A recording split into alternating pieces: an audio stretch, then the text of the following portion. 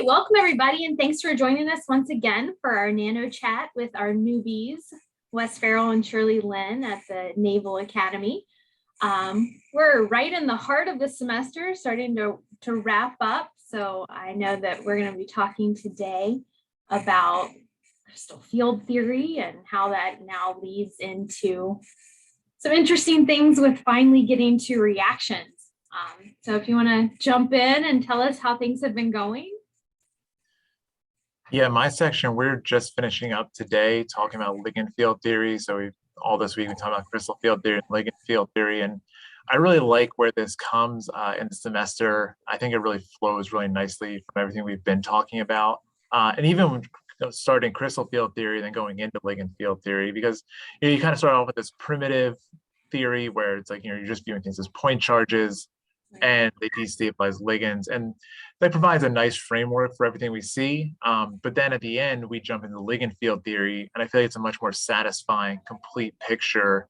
And it answers the question of why a lot more. I feel like in crystal field theory, we kind of just say, this is your spectrochemical series, so kind of have at it. But with ligand field theory, it really provides a better picture. And also, we come back around to molecular orbital theory. So we start off with that in the beginning of the semester. They have a hard time with it and they're happy to see it go. But then I just keep bringing it back. So I feel like every section I say, well, we're going to bring in molecular orbital theory now. But I think that really helps to demonstrate just how important of a theory it is. It literally just plays a role in everything we do.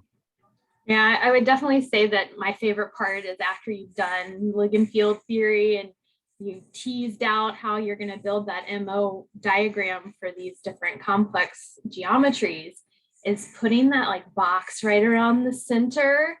Be like, oh, look, this right here, your d orbital splitting pattern is right here in the center of this MO diagram, and how it just really wraps, like you were saying, wraps everything nicely together, and being able to show how the different ligand types impact that splitting pattern and how that plays out in the MO diagram as well. So yeah, they hate MO at the beginning and then they get to hate it again kind of in the middle. But I'm glad you've adjusted our expectations that, I kind of really want them to embrace the MO theory. But okay, so I was thinking about it. This is another topic where I remember crystal field theory a lot from undergraduate, and I don't remember ligand field theory very much. So I'm really trying to put some thought into how do we do what Adam was talking about one of our previous NeWBiEs episodes, which is the signposting, right? Like, how do you kind of step back and say, in the big picture, what is this? And I'm looking forward to, in ligand field theory, going back and revisiting salts again, right? We talked a lot about how to generate salts from the orbital of the central atom, and now the central atom's a metal, and so we have d orbitals that we can generate salts from. So I'm really looking forward to that. I'm also really looking forward to talking about there's metal character and ligand character to the orbitals, and having them appreciate that. I'm not even sure how much showing to do versus how much building the MO diagram. And that's something I'd love to hear about, Nicole. Like, how much do you have them build it versus show to them and talk? I do start out and we build kind of the octahedral MO diagram together, mostly me with some input there. And I think that's really where I like, showing, well, if you have a strong sigma donor, that means there's good orbital overlap. That's going to result in a stronger bond that lowers the energy of your bonding MOs, but then it also destabilizes the anti-bonding more. So that idea of how that then ties back to why the delta O is larger for your strong sigma donors. And it really just is such a nice package. Yeah. So, but I do have them try to think through, what does having the different ligand types do to the MO diagram? I don't go as much into SOX as I think you all do, but we do some of that kind of thought process of what does this ligand do and how does it impact, like you were saying, ligand character versus metal character in those MO orbitals. Yeah, and I think that idea of like metal character versus ligand character, that's a great thing to kind of wrap up this section on, because after that, we're getting into ligand substitution.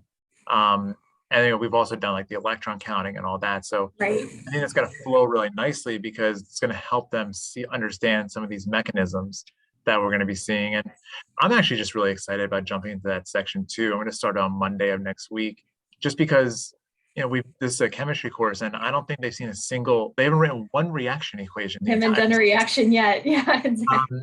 It's all, there's some stuff on the. They've done a little bit of acid base, just a little bit of acid base, right? Yeah. Yes, they've moved some protons around. But yeah, they've been doing it in the lab portion a little bit, but they haven't really done it. They haven't seen a whole lot of new chemistry. So this is gonna be the first time they're gonna really see that. And I think it's really gonna blend really nicely with everything we've been doing. And also, as experimentals, I think Shirley and I are gonna be the most excited about this. So we're gonna end the semester with some really good energy, I think. Good. Yeah, no, I agree. You're finally going to get into all of the different types of mechanisms with ligand substitution and your inner sphere versus outer sphere redox reactions and stuff. It's where things start to get messy. And this is where I love that it's an upper level class, right? Because you can be like, well, there's no right answer. There are more likely answers, or you can build a case for one versus the other. So I always like to, at this point, or even more so than previously in the semester, I like to ask my questions and then say, justify your answer. Can you justify that it goes through a dissociative mechanism versus an associative mechanism?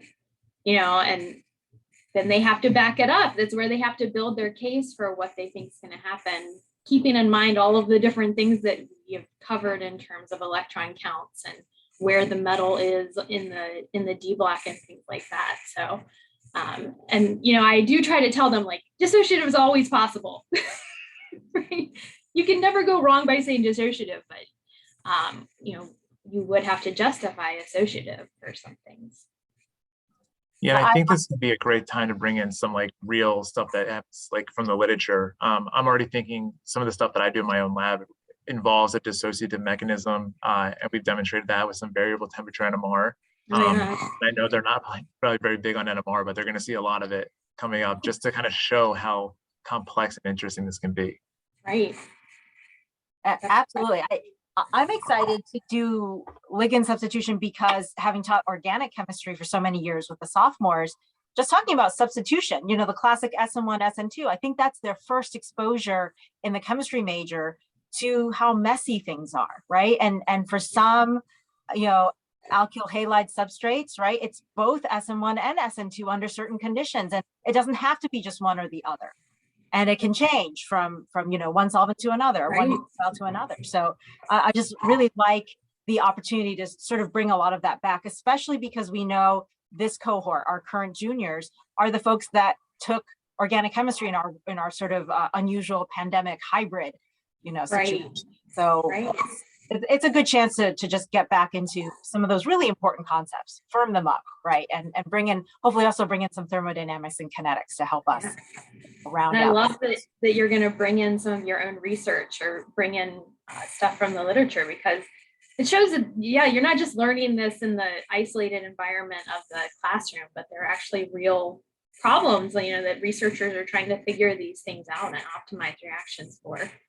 But you do have to, it does seem like you've gone through the whole semester and haven't done any reaction chemistry yet, but you have to have all of those background concepts really firmly in order to be able to understand where that is. And yes, bring that MO diagram back in. Well, this has been a great discussion. I hope you all can get into the mess and bring in the real world applications of reactions here in organic chemistry. So thanks for the great conversation. Have a great weekend. And thanks everybody again for watching this NeWBiEs chat.